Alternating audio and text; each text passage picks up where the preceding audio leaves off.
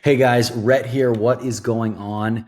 I have something really special for you guys today. And people ask me all the time. They say, Rhett, when I'm looking for Section 8 rental properties or any kind of real estate property for that matter, how do I run the numbers on it? And that's what I'm going to show you how to do today. And we are going to use some very, very public information to show exactly how much money we're going to make. And it does not take a very long time. You can underwrite these deals very, very quickly. And as real estate investors, guys, we need to understand what to look at, what numbers we need to be using, so we can quickly look at a deal, analyze it, and understand if it's going to work for us or not. And that's one of the hardest things to do if you've never done it before. And if you don't have real world experience in doing it, you don't know what to look for. You don't know what numbers to run. And if you go on social media sometimes, you don't get the right numbers. So a lot of these numbers we are going to pull right off of today's real markets.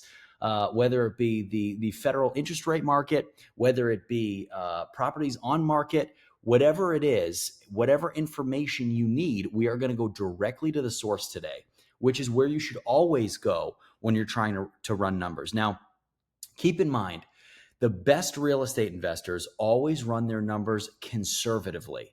So we are always going to be conservative, which means if we think a property can rent for $1,300 a month, we are going to run our numbers at $1,200 a month. If we think we can sell a property for $100,000, we need to make sure that we run the numbers on an exit at $90,000. Do we still make money? Because in order for this to work, guys, we need to make sure that we run numbers in a worst case scenario and still make money. Because in a worst case scenario, if we're still making money, then holy cow, in a good case scenario or the dream situation, we're making a ton of money. So we're going to run through this as if I were buying a property, okay? And I'm going to show you what I do and how you guys can do the same exact thing to run numbers and easily figure out what your expenses are going to look like, okay? So, for example, we're going to run the gamut here in terms of start to finish. You go on Zillow, you want to find a prospective property, right? So we're going to start here in Akron, Ohio, which is a Section 8 hotspot, and we're going to look at all the houses for sale. So we haven't done any kind of price renderings here, so we're going to do a minimum of 50,000, a maximum of 100,000. So what that's going to do is that's really going to narrow down what our options are here in terms of properties that are listed on market. Okay, so here are our properties. We're going to go through here, and we're going to see anything that's something that's available for us that fits our buy box. Okay, $100,000 for this property right here. Looks pretty good on the inside, right? It's pretty ugly on the outside. It needs a little bit of exterior work. It's got some siding problems here. We're probably going to need another railing here to abide by Section 8 code. Roof looks a little shoddy here. Let's see what the interior looks like. Interior looks pretty good. I mean, it looks fine, really cheap finishes. This should have been painted.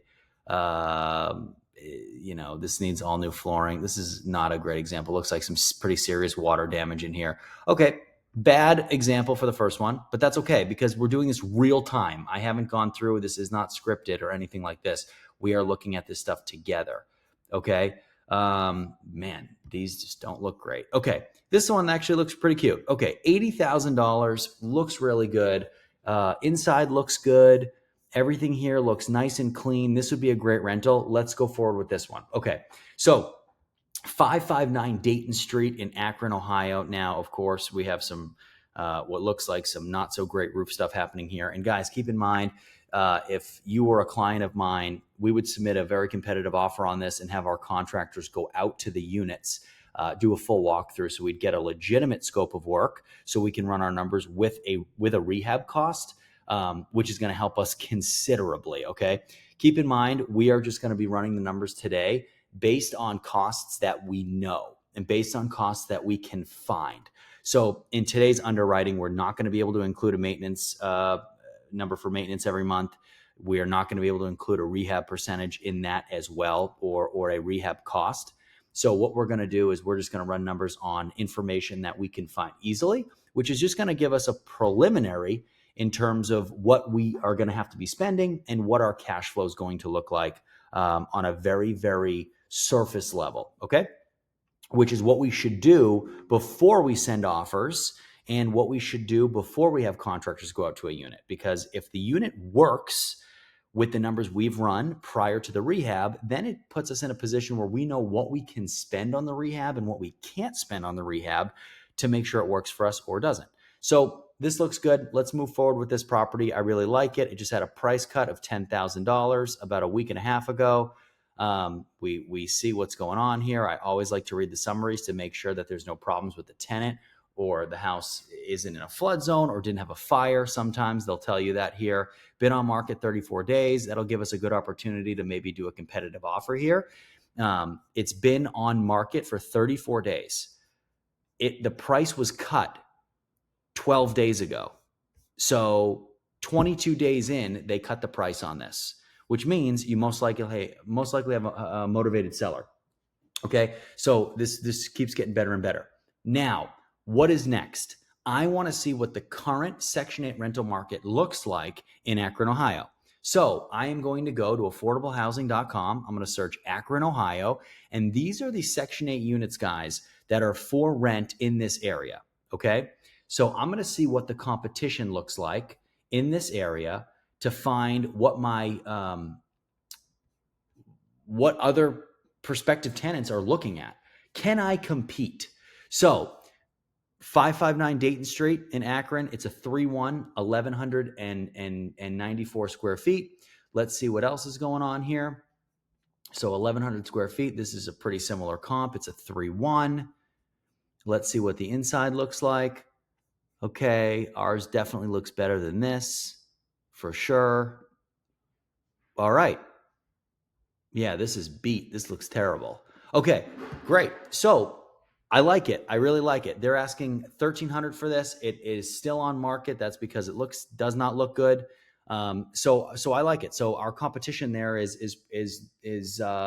I think this house is a lot better than that. Now, of course, we got to get rid of this dishwasher. Got to put a stove in here. Got to put a refrigerator in here as well. But I like it. I like the product. And guys, make sure you take advantage of affordablehousing.com. It's going to show you everything in that area where Section 8 tenants are going to come to look and what they are going to see. And your unit is going to be up on this if you list it in the right way. So you have to always keep an eye on the competition. What is the competition doing?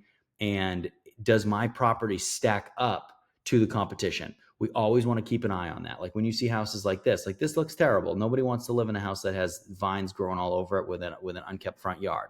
Okay. So it's really important to have your thumb on the pulse of what's going on here. Now, some people are probably thinking as they watch this, well, what can you get in Akron? Meaning, how much money can you get for a unit? I'm seeing numbers all over the place. And yes, so next thing we do, we go to our HUDuser.gov and we plug in Akron, Ohio. And here are our numbers for Akron, Ohio. Okay. So you guys see Akron, Ohio come up in order to find Akron. Of course, it's not going to come up. Let's do it again. User. Okay. Let's see what we have here. We go to HUD. Of course, this is happening. Okay. Now we go to the main HUD page. Here it is. You guys scroll down, click here for fiscal year 2024 fair market rents. We're going to hit this. We are going to go to Ohio. If you guys have never done this before, this is exactly what we are doing. Actually, this is a much easier way to do it. Just type in Akron, Ohio right down here, and it'll come right up. Okay. So for a 3-bedroom, the maximum payment is $1,300. For a 4, it's $1,389. Guys, this is the biggest mistake that people make. They look at this and they say, okay, for a 3-bedroom, I can get $1,300 a month. That is exactly what these people are doing. And that's why they are not renting. 3-bedroom for $1,300 a month, not renting. 4-bedroom for $1,350 a month, not renting. 4 bedroom for $1,400 a month, and look at 4 bedrooms are only $1,389. People are listing them for 14 all day long. And then of course we have another one, exactly $1,300 for a 3 bedroom. This is a classic mistake. And what the mistake is, and not a lot of people talk about this number right here is the maximum amount that Section 8 can pay you before the utility stipend comes out of this number. So if the average utilities in this area are $150 for electrical, gas, and water, every month your tenants are going to get a stipend for $150 with those three things as the combination stipend. So that is already budgeted into these numbers, okay? You have to subtract that 150. I'm using 150 as a round number. It's different in every single county, every single zip code, based on what the average utility costs are in that area. We're subtracting $150 from $1,300, which is going to put us right at $1,150 a month, roughly. That is what you should list a 3-bedroom for, okay? Not $1,300, because you're not going to get it. And that's why units here are sitting on market close to $1,300, because they're not renting. And down here, you've got 2 bedrooms at $850, right? A 2-bedroom here is $1,039 minus, again, say $150 for utility stipend. That's closer. So you're going to have a much better chance renting this unit. This is a much more competitive price than this and then this. That is why these units are sitting here. But you have to price them right. And if you don't understand, what they're going to get, you're going to lose money. But more importantly, and this is why people lose money doing this all the time, when they don't have the right team by their side helping them make the right decisions in property and markets, is you look at this number and then you run your numbers on this number. And that is how you get killed. Do not do it. You need to make sure that whoever is helping you do this knows exactly what every single property type is going to generate in that area. It's extremely, extremely important. Okay. Now, so we decided we're going to move forward with a 3-bedroom. We're going to rent it out at $1,150 per month. Okay. That is what our number is going to be. So remember that $1,150 per month is what we're going to be asking for it. Now, let's run our numbers and see if it works. So we pull up our handy dandy mortgage calculator, guys. This is on bankrate.com. You can search a mortgage calculator anywhere. And we'll be able to run numbers on it. Okay. Doesn't matter where. I like using Bankrate, but you can use whichever website you want, as long as it's a simple mortgage calculator. You don't need anything crazy. Okay. So our home price is going to be $80,000, right? So we're putting down 20%. When you do a conventional loan, the minimums are 15 or 20%. Most of the time, 90% of the time, lenders are going to make you put down 20%. They want you to have skin in the game, okay? All this nonsense about putting down $2,000, $5,000 per house, it's exactly what it sounds like. So assume you're putting down 20%. In a great scenario where you have great credit, you might be able to put down 15%. But again, remember, we're being conservative. So I want you to put down 20%. If you want to use a DSCR lender, that is a debt service ratio lender, okay? If you want to use a DSCR loan, DSCR usually is a minimum of 20% down. Foreign nationals, it's usually a minimum of 30% down. Sometimes you can get it down to 20%, but again, run it at 20%, okay? Loan term, if we are taking out a conventional Fannie Mae, Freddie Mac loan, we're looking at a 30-year term, okay? So leave that at 30 years. Interest rate, what is the current interest rate? That's a good question. Why don't we Google it? So Google interest rates today. Type on the first thing. Interest rates are every single day. They fluctuate every single day. Mortgage rates, look at, this is published today or yesterday, March 25th, okay? Today's the 26th. Mortgage rates have moved gradually over the past few weeks within the 30-year fixed rate mortgage, reaching 7.19% APR today. Okay, they're down month on month. Last month, they were at 7.45. Okay, so 7.19. That is the best rate you're going to get. But Let's put it in, okay? It's going to fluctuate every single day. So let's say 7.19. That's what that was, right? Yep, 7.19%. So we're going to run it, 7.19%. Good. Zip code 44223. Is that right? 44310. 44310. Perfect. Okay. Credit score, you guys can type in whatever your credit score is. Okay. We'll say that our credit score is about 680. Okay, property taxes per month. Now, guys, in these areas, you have to know what your property taxes are. One thing you can do is you can go to the property, go to property tax records, and see what the property taxes have been over the last couple years. Take the average of that and use it. On average, in the markets that I have my clients invest in, we're usually paying about $85 a month. Insurance costs, okay, in terms of homeowners insurance. People that tell you that you're going to be spending $30, $40, $50 a month on homeowners insurance are your policies are terrible. You should not be paying that little in insurance. You should have the best insurance policies, especially for rentals when you're putting people in houses that you do not know. If you get sued, you don't want to get crushed. So take out good insurance policies. Insurance should cost you about $100 a month, even on properties like this, okay? PMI per month, which is mortgage insurance, okay? PMI is what you put on a house when you have under 20% equity. So if you're putting down less than 20% down on a home purchase, you have PMI, which basically says if the house gets foreclosed on, it's insurance for the bank, and guess what? You pay it. Why is there PMI under 20%? I'll tell you, because the frequency of loans that are foreclosed on when a buyer puts under 20% down are extremely high, or not. I mean, in relatively speaking, it's an incredible multiple higher than people who put down 20% or more. Okay. HOA fees, we're not going to be buying anything with an HOA, so forget about that. Okay. So now this is what we're looking at, guys. $716 per month in a mortgage. Let's update it. Those numbers are wrong. Okay. $619 a month. Your principal and interest payment, $433.99. Property tax, $85. Plus your homeowner's insurance, $100. You add all these three things up, you have $619 a month. Now, you can type this down and hit the additional filters, which opens the PMI and the HOA fees, which are erroneous to us because we're not using them. So $619 a month, that is what we need to cover every month.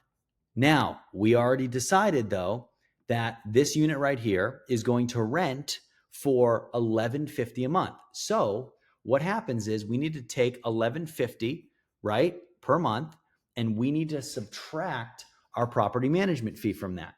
So our $1,150, we need to subtract 10% of that.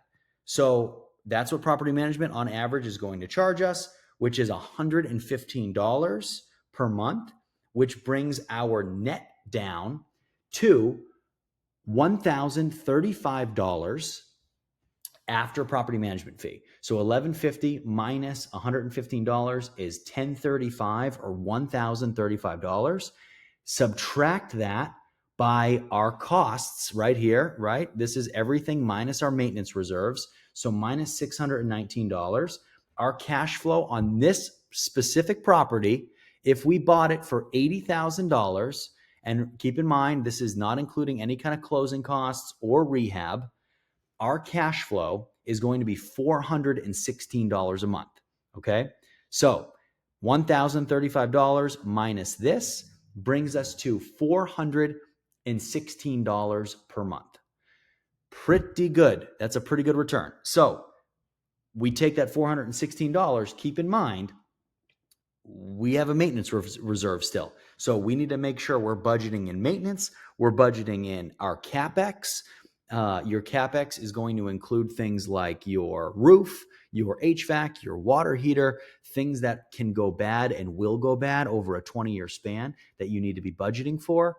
So we need to keep in mind that as well. Now, the cool thing about this is we know that we're making $416 a month, right? So on $416 a month, that is our net take-home cash before maintenance. Okay. You need to make sure you put some money aside for maintenance every single month. But $416 is going to be what our net looks like. Multiply that by 12, guys, and that is $4,992 per year in net cash flow. Okay. That's pretty good. That's pretty good cash flow. Now, $4,992. If you have your calculator out, please keep running these numbers. And if you're a little bit lost, rewind this a little bit and follow me along. So all we were doing is we took our monthly net, we multiplied it by 12, and that gives us our net for 12 months, which is $4,992. Okay. And now I want you to divide that by your down payment. Okay. Plus your closing costs. So it would be plus closing costs, plus rehab costs. And you'll find how many years it's going to take you to make back that money.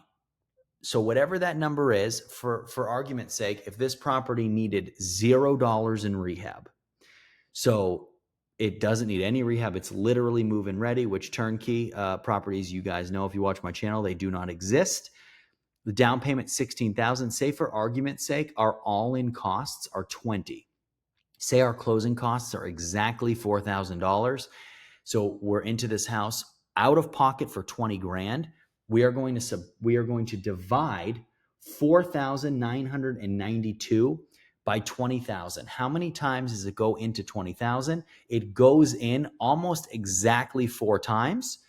4, you divide 4 by 100, as in 100%, which is the time it's going to take for you to recoup your investment. 100 divided by 4 is 25%, which means you're making a roughly 25% cash on cash return on this property with these numbers. Now, keep in mind, we are not including legitimate closing costs. We are not including any kind of rehab whatsoever. And we are thinking about a maintenance reserve, but we are not budgeting it. Okay. This is just a very, very rough way to run numbers on prospective rental properties. Okay. These are the things that you should do. And you should know, if you guys are looking at properties every single day, you should have a mortgage calculator pulled up every single day on your computer. You should know every single morning you wake up, you should know what the rates are, the current daily interest rates. Okay. And use them as a weapon to buy these properties, to underwrite them, so you know exactly how much money you're paying. And keep in mind, yes, is $619 a month high? Absolutely. It absolutely is. And remember, this is at over 7% interest. When the rates fall, we can refinance out of this into something better. So whatever you get into right now, guys, this is the worst return you're ever going to see. Now, over $400 in net cash flow, pretty dang good for over 7% interest. Pretty dang good. So, and keep in mind, with Section 8, we file for rental increases every year to increase our revenues. So we are constantly increasing our revenues by filing for rental increases with the government. And we are constantly, when the rates drop, filing and refinancing the properties. So at all times, we are increasing revenues yearly, and we are trying to decrease expenses by refinancing into things with into better products and better loans that have better rates. So if you guys had any questions, I know this is very, very quick. This is how quickly I want you to be able to run your numbers on property. I want it to be quick. You should not be sitting down and taking an hour and a half to run numbers on properties. And this will get a lot easier as you go. This will become second nature to you. This is how you run numbers very, very quickly to get a baseline. And all we did was say, okay, the numbers work. Let's submit an offer. Make sure it's contingent upon getting our specialized Section 8 contractors in there. And then once they're in there, they can walk through the property, give us what we need in terms of rehab costs. Now, guys, if the contractors come back and say it needs $30,000 in work or $20,000 in work, and that adds $20,000 to the all-in cost, well, now our cash on cash return just went down significantly, right? So we might not want to get involved with something like that. So it's really important to do it with people, guys, who know what they're doing, who've done it hundreds and thousands of times. If you want to do this with me, you want to do it with my team, send me an email in the description below, and we'll find properties. We'll run the numbers on them together to make sure that they work. Otherwise, guys, leave your questions, comments, and we'll see you next time. See ya.